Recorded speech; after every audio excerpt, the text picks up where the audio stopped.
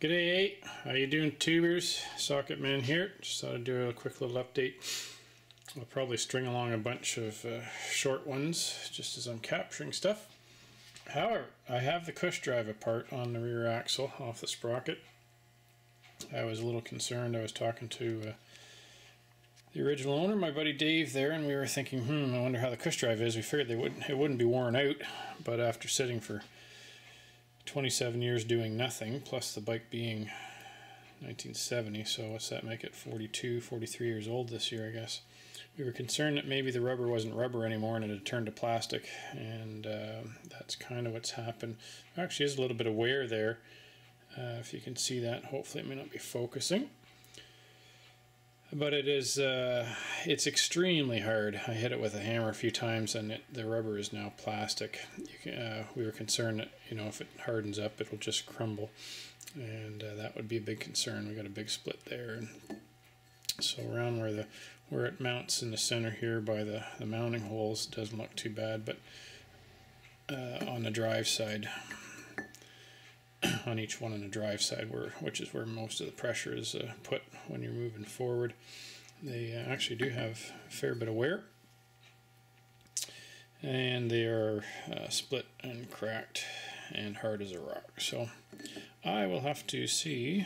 I'm sure I can get these from Alan at Hitchcock's. I don't think I'll be able to get them anywhere other than that, so that's going to be an order up to England for those. I'll wait and see if there's any other parts that I've forgotten about.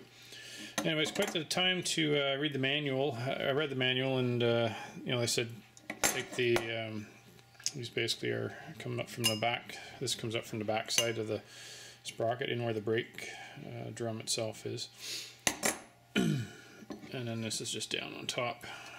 And they said, well, just take these nuts off of here and tap the ring down evenly so that you don't bend the actual ring. I don't know how you're going to bend that because that is 1/8-inch thick steel. Anyway, that's all well and good for maybe a bike that's a few years old or that's been on and off and has been serviced. Not so good for a 42-year-old bike that's sat for 27 years. So it actually took the 2010 press to break those loose.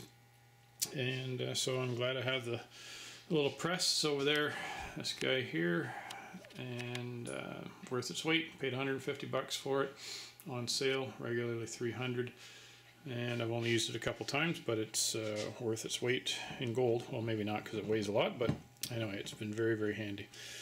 So there's a quick update. I'll have to order up some new Cush rubbers.